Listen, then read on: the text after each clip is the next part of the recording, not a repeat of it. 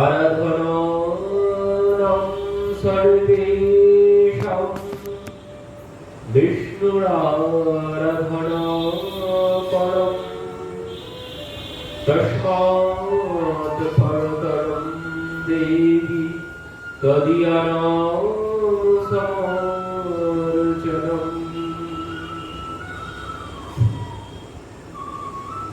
আরাধনানাং সর্বেষাং বিষ্ণুরারাধনা পরম তস্মাৎ পরতরং দেবী তদীয়ানাং সমর্চনম। মহাদেব বলছেন পার্বতী দেবীকে, মহাদেব পার্বতী দেবীকে বলছেন, দেবী আরাধনানাং সর্বেষাং বিষ্ণুরারাধনম পরম। তবে ভগবানের আরাধনাই হচ্ছে সর্বশ্রেষ্ঠ, কিন্তু তস্মাৎ পরতরং দেবী তদীয়ানাং সমর্চনম। ভগবানের আরাধনা তো শ্রেষ্ঠ, কিন্তু তার থেকেও আরেকজন আছে, তার থেকেও শ্রেষ্ঠ। তিনি কে? মহাদেব দেবীকে বলছেন যে দেবী ভগবানের আরাধনা সর্বশ্রেষ্ঠ, কিন্তু তার থেকেও সর্বশ্রেষ্ঠ আরেকটি সেবা আছে। ভগবত সেবা তো সর্বশ্রেষ্ঠই, কিন্তু ভগবত সেবার থেকেও শ্রেষ্ঠ আরেকটি সেবা আছে। সেটি কি?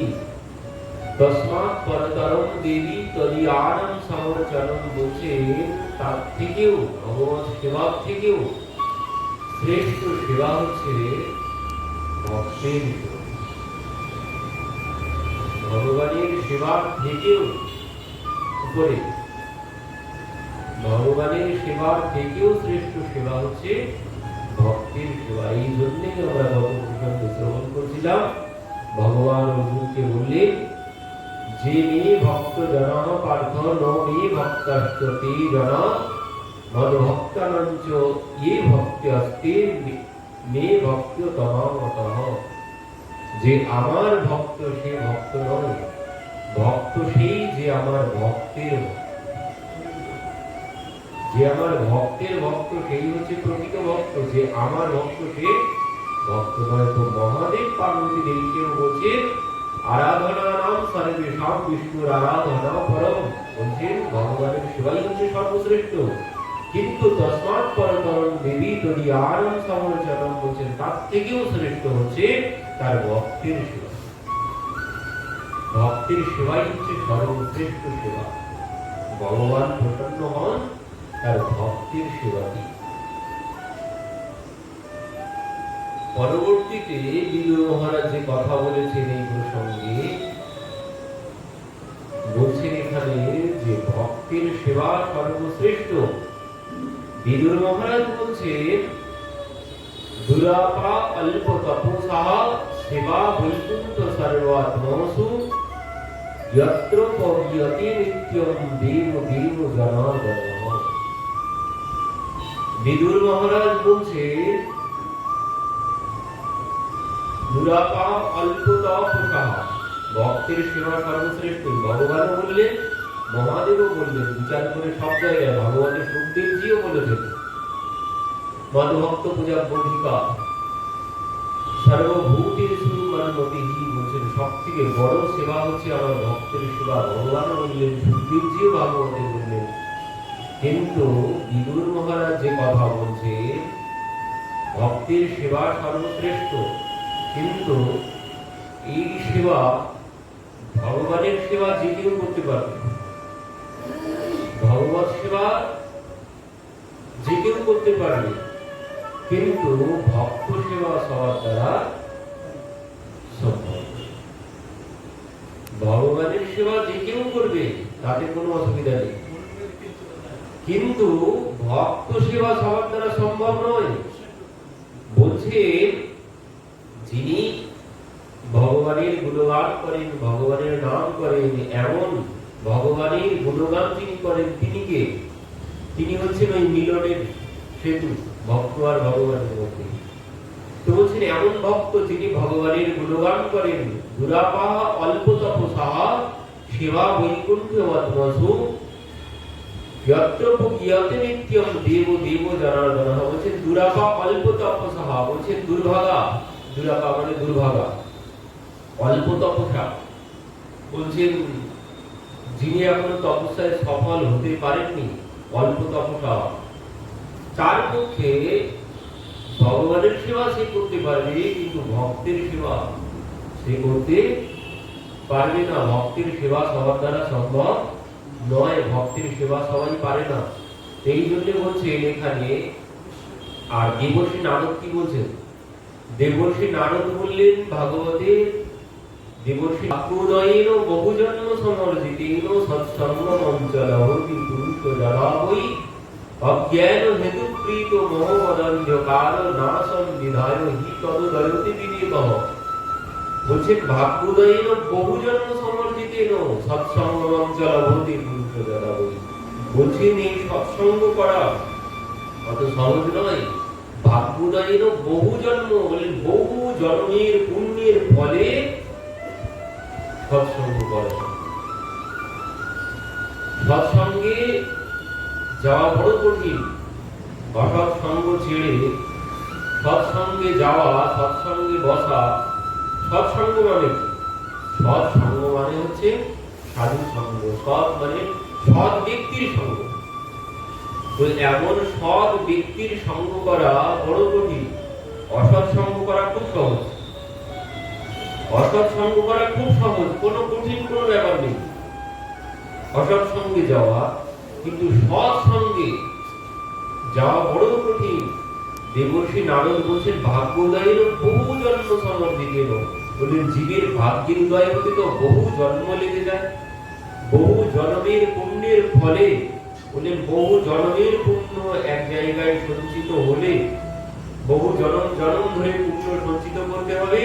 সেই বহু জন্মের পুণ্য এক জায়গায় যখন সঞ্চিত হবে, তখনই কেউ সাধু সঙ্গ করতে পারবেন, তখনই কেউ এই ভাগবত কথা শ্রবণ করতে পারবেন। যাত্রার দ্বারা এই কথা শ্রবণ করা সম্ভব নয়। যে কেউ শ্রবণ করতে পারবে না, সবাই এখানে বলতে পারবে না। দেবর্ষী নারদের কথা। আর এখানে বিদুর মহারাজ বলছে যে কেউ মানে ভক্তের সেবা করতে পারবেন না। কি বলছেন? দুরাপা অল্প তপসা, বলছেন দুর্ভাগা ব্যক্তির পক্ষে সম্ভব নয়।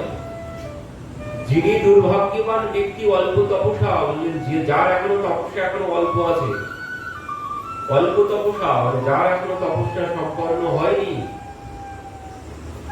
তার দ্বারা ভগবানের সেবা হতে পারে, কিন্তু ভক্তের সেবা সম্ভব। কারণ এই ভক্তই হচ্ছে ভগবান আর ভক্তের মধ্যে মিলন ঘটিয়ে দেন। আর এই ভক্তের সেবা সবার দ্বারা সম্ভব নয়। কিন্তু যিনি এই ভক্তের সেবা করতে পারবেন, যিনি হচ্ছেন সর্বশ্রেষ্ঠ, যিনি মানে ভক্তকে ভালোবাসবেন, তিনি হচ্ছেন সর্বশ্রেষ্ঠ।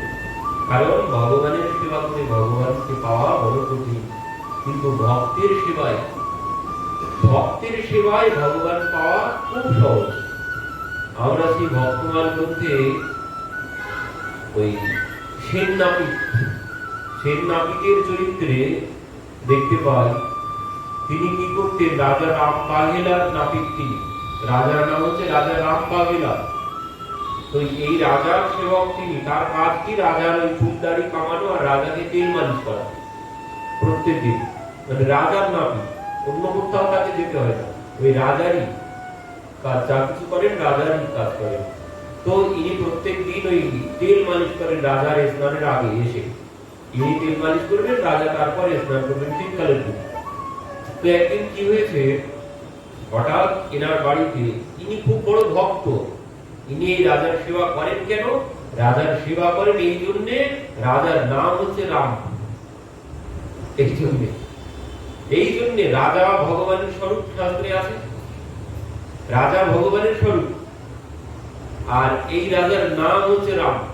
তো এই জন্যে ইনি এই রাজার সেবা করেন।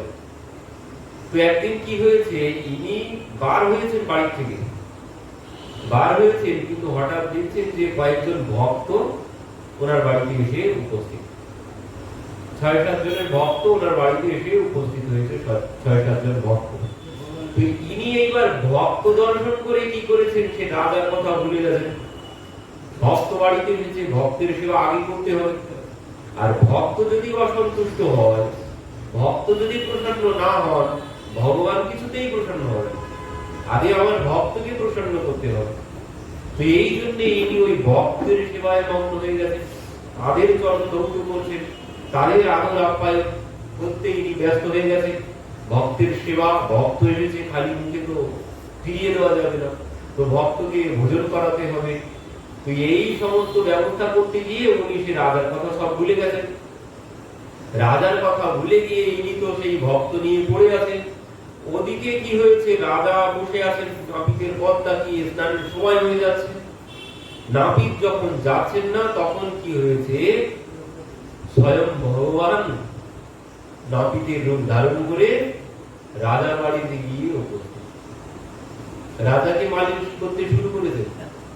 এবার রাজা মালিশ করছেন নাপিত, রাজা কিছুক্ষণ পরে আর চোখ জড়িয়ে যাচ্ছে, মালিশ করলে আরাম লাগে, সেই জন্য আরামে রাজার চোখ বন্ধ হয়ে যাচ্ছে, রাজার চোখ খুলে রাখতে পারছেন না। বলছেন, কি ব্যাপার রে, এত সুন্দর মালিশ তো তুই আগে কোনোদিন করিসনি, তোর হাতে আজ এই জাদু কোথা থেকে এলো? ওদিকে ভগবান কোনো কথা বলছেন না, করছেন, কোনো কথা বলছেন না, ইনি তো মালিশ করে যাচ্ছেন। ওদিকে রাজা কিছুতেই চোখ আর খুলে রাখতে পারছেন না।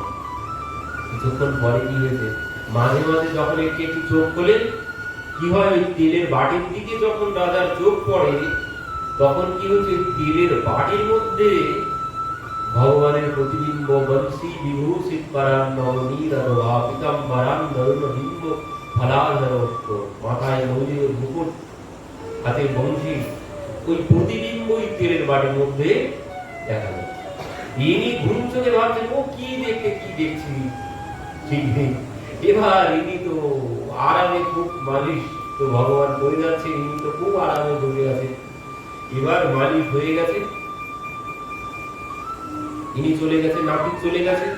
এবার যেই নাপিত চলে গেছে, ওদিকে কি হয়েছে, সেই আসল যে সেন নাপিত, ইনি ওদিকে ভক্তদের সেবা সব শেষ করে রাজার বাড়ির উদ্দেশ্যে আসছেন। এদিকে ভগবান চলে গেছেন।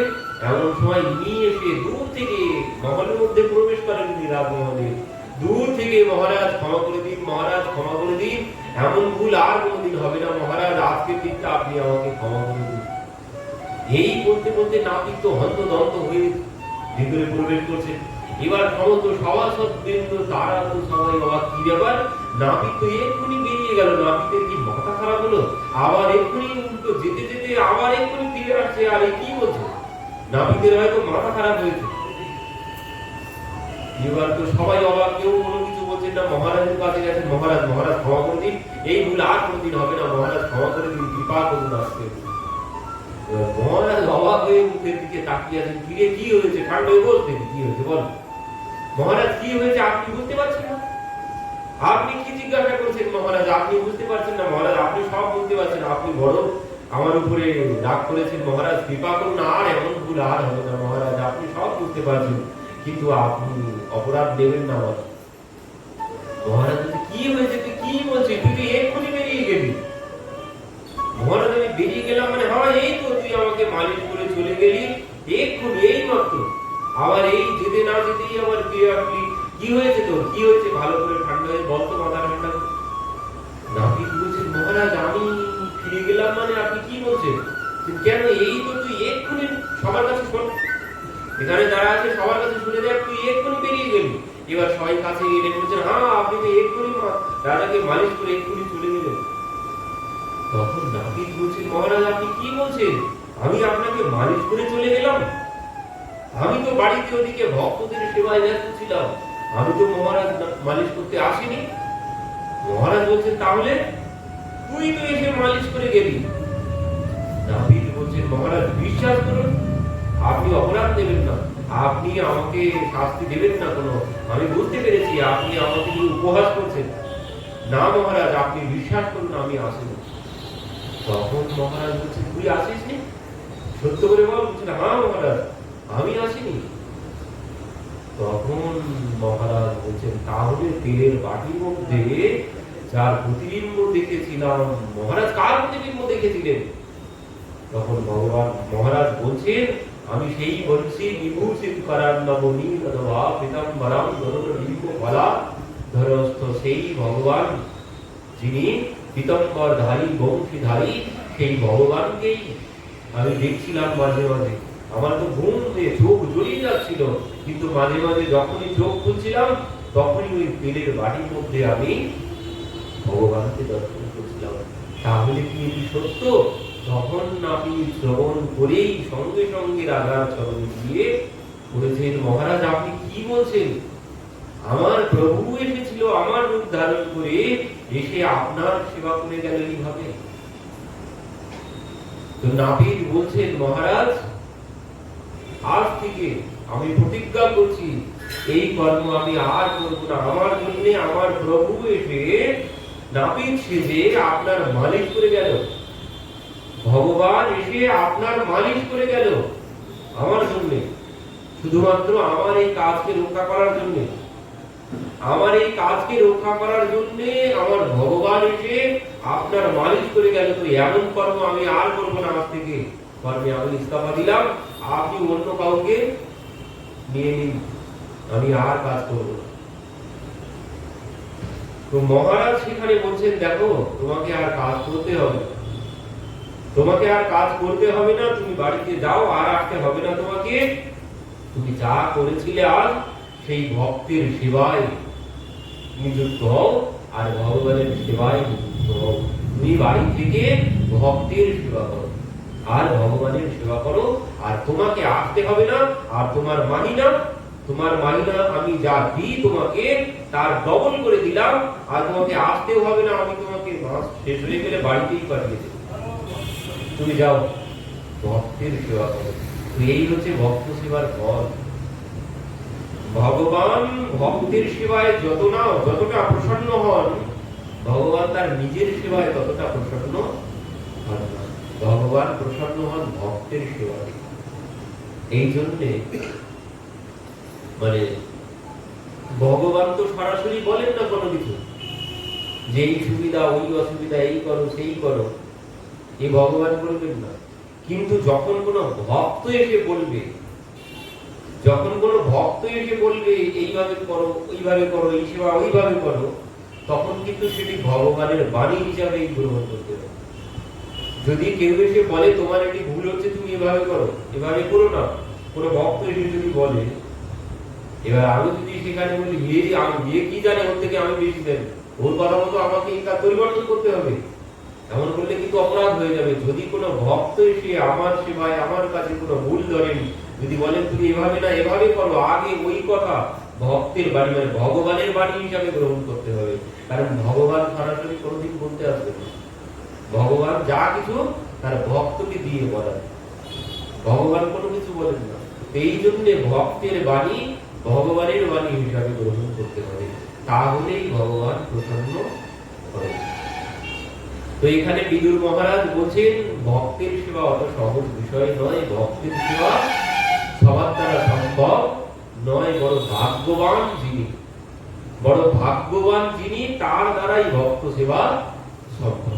কিন্তু ভগবানের সেবা সবাই করতে পারে, কিন্তু ভক্তের সেবা সবাই করতে পারবে না।